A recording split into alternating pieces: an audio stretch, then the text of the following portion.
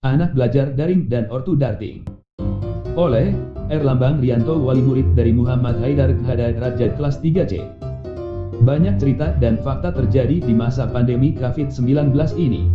Pembatasan interaksi sosial masyarakat sungguh sangat terasa dampaknya dalam berbagai bidang kehidupan, terutama yang paling terasa dampaknya adalah dari sisi perekonomian. Tak terkecuali bidang pendidikan.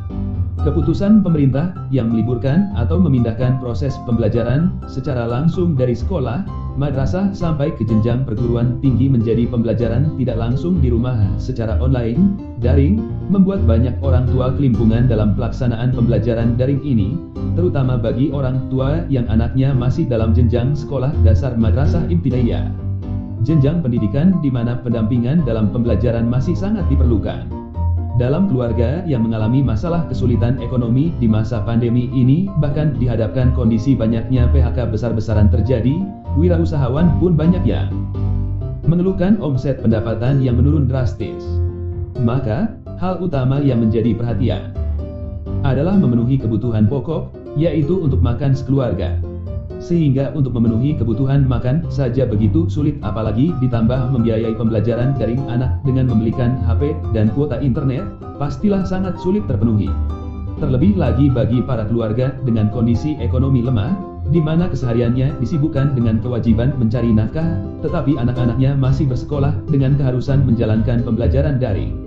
Selain permasalahan dari sisi kondisi ekonomi anak-anak dalam keluarga yang terbatas, keluh kesah juga datang dari para orang tua anak yang merasa kerepotan dalam mendampingi anak-anaknya saat pembelajaran daring. Para orang tua yang tidak terbiasa membersamai anak-anak mereka sehari-hari di rumah merasakan beban. Karena ada di antara sebagian orang yang berpemahaman ketika anak-anak mereka disekolahkan, sudah menjadi tanggung jawab para gurunya dalam mengajar dan mendidiknya. Mereka berpemahaman bahwa anak-anak mereka disekolahkan agar mendapatkan pengajaran dan pendidikan berbagai bidang keilmuan dan sebagai syarat untuk melanjutkan jenjang akademis selanjutnya. Orang tua merasa hanya bertanggung jawab dalam masalah pembiayaan. Sehingga di saat anak-anak mereka harus lebih banyak beraktivitas di rumah, membuat banyak orang tua menjadi darah tinggi, karena stres menghadapi anak-anak mereka. Memastikan anak mengikuti instruksi dan memahami semua tuntutan pelajaran selama belajar di rumah bisa jadi bukan perkara mudah bagi sebagian orang tua. Mengingat orang tua tak mempunyai pengalaman mengajar secara akademis sebelumnya, ditambah orang tua juga memiliki tuntutan pekerjaan yang juga harus dituntaskan. Terlebih anak sekolah dasar yang notabene-nya masih senang bermain, mau tidak mau orang tua harus terus mendampingi anak belajar dan mengerjakan tugas-tugas dari sekolah. Karena apabila dilepas untuk belajar sendiri bukan tidak mungkin anak akan kebingungan, atau bahkan hanya bermain HP yang dipegangnya. Beda halnya untuk siswa yang sudah dewasa, yaitu jenjang SMP hingga perguruan tinggi yang tingkat penalaran dan kemandirian sudah cukup matang. Saat mendampingi anak dalam belajar, tidak jarang sering terjadi suasana yang menurut saya tidak baik untuk perkembangan mental dan inteligensi anak, mulai dari metode penyampaian salah satu, atau bahkan kedua orang tua yang terlalu keras, membentak anak, terlalu menuntut anak agar selalu paham, bahkan ada juga yang karena sudah terlalu gemes kepada anaknya, yang setelah berulang kali dijelaskan oleh orang tuanya tidak juga paham lantas melakukan kekerasan verbal bahkan hingga ke arah kekerasan fisik kepada anaknya. Ini bisa berakibat lebih fatal lagi mengingat inteligensi dan mental anak yang baru berkembang dipaksa untuk memenuhi tuntutan orang tua mereka untuk selalu bisa dan paham. Hal ini bisa saja terjadi karena tingkat stres orang tua maupun anak yang cukup tinggi. Anak-anak lebih suka beradu argumentasi dengan orang tua daripada sama gurunya ketika mengerjakan soal. Belum lagi, materi pelajaran yang sangat jauh berbeda dengan materi yang pernah dipelajari oleh para orang tua di zaman old. Sungguh sangat dilematis memang.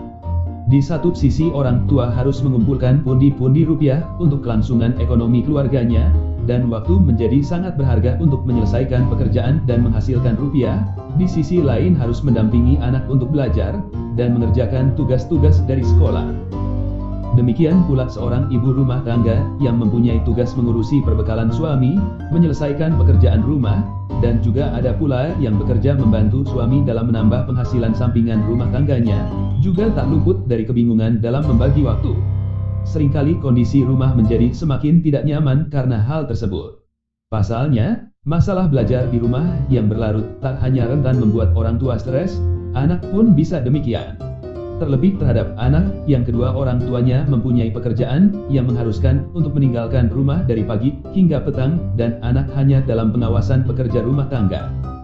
Kebanyakan orang tua siswa mempunyai pemahaman dan tujuan awal bahwa anak disekolahkan adalah agar anak mendapat pendidikan dari para pengajar dan pendidik yang mempunyai kompetensi di bidangnya.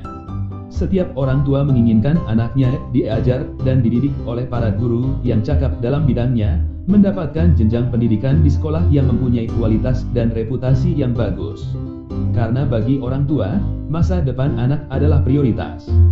Oleh karena itu, sebagai orang tua seringkali mati-matian bekerja keras banting tulang demi membayar masa depan anaknya.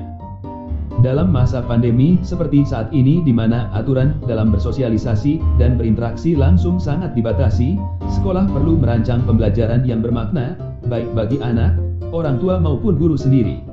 Bukan hanya sekedar guru memberikan perintah dan tugas kepada murid dengan memindahkan tugas pengawasan dalam belajar mengajar kepada orang tua, pembelajaran yang bermakna bukanlah sekedar membuat anak menyelesaikan pelajaran akademis, namun mencakup pelajaran yang bisa ia terapkan di rumah dan kehidupan sehari-hari. Harapan sebagai orang tua adalah tetap menjadikan sekolah sebagai tempat menempa anak-anak kami menjadi insan yang mempunyai perbekalan ilmu pengetahuan dan keterampilan yang bisa mereka aplikasikan secara langsung ataupun kelak di kemudian hari. Keahlian profesi guru dalam mendidik dan mengajar dalam bidang akademis tidak serta-merta dimiliki oleh semua orang tua siswa yang kini bertambah peran menjadi asisten guru dadakan. Bagaimanapun juga, figur seorang Pak Guru Bu Guru yang sesungguhnya adalah sangat mutlak dibutuhkan dalam penyelenggaraan pendidikan secara formal, dikarenakan sudah terlanjur tertanam di dalam mindset anak bahwa saat mereka bersekolah, maka yang menjadi figur panutan adalah seorang bapak guru ataupun ibu guru. Sebenarnya, sekolah guru dapat memberikan dukungan kepada orang tua dalam mendampingi anak belajar di rumah, seperti mengadakan kegiatan parenting bersifat daring atau mengajak orang tua mengunjungi kelas orang tua, dengan tetap menjaga protokol kesehatan yang dianjurkan. Dari hati ke hati selain memberikan penilaian berkala, ada baiknya guru, orang tua, dan anak juga mengadakan sesi berbagi secara tatap muka tentang bagaimana proses belajar di rumah. Di sesi tersebut, ajak anak mengungkapkan perasaannya, apa saja kesenangan maupun kesulitannya belajar di rumah. Dengan begitu, guru tak hanya menilai anak dari hasil tugas tertulis saja, namun menilai lebih komprehensif dari pemikiran anak. Bila komunikasi antara anak, guru dan orang tua lancar, maka selanjutnya bisa sama-sama menentukan metode seperti apa yang paling disukai oleh anak. Kegiatan tersebut dibuat melalui kesepakatan bersama dan masih dalam koridor pengawasan orang tua dan guru sesuai dengan tujuan pembelajaran dan tetap dalam protokol kesehatan yang dianjurkan. Dalam situasi kondisi darurat seperti saat ini memang menjadi tantangan berat bagi orang tua maupun guru. Berubahnya sistem kegiatan belajar mengajar secara langsung menjadi sistem belajar mengajar secara digital yang entah sampai kapan akan terus diselenggarakan. Beradaptasi dengan digitalisasi pendidikan juga bukan hal yang mudah, sarana dan prasarana pendukung baik dari penyelenggara pendidikan maupun dari siswa itu sendiri. Masih ada sebagian orang tua yang masih gagap teknologi. Namun setiap perubahan pasti ada dampak positif dan negatifnya.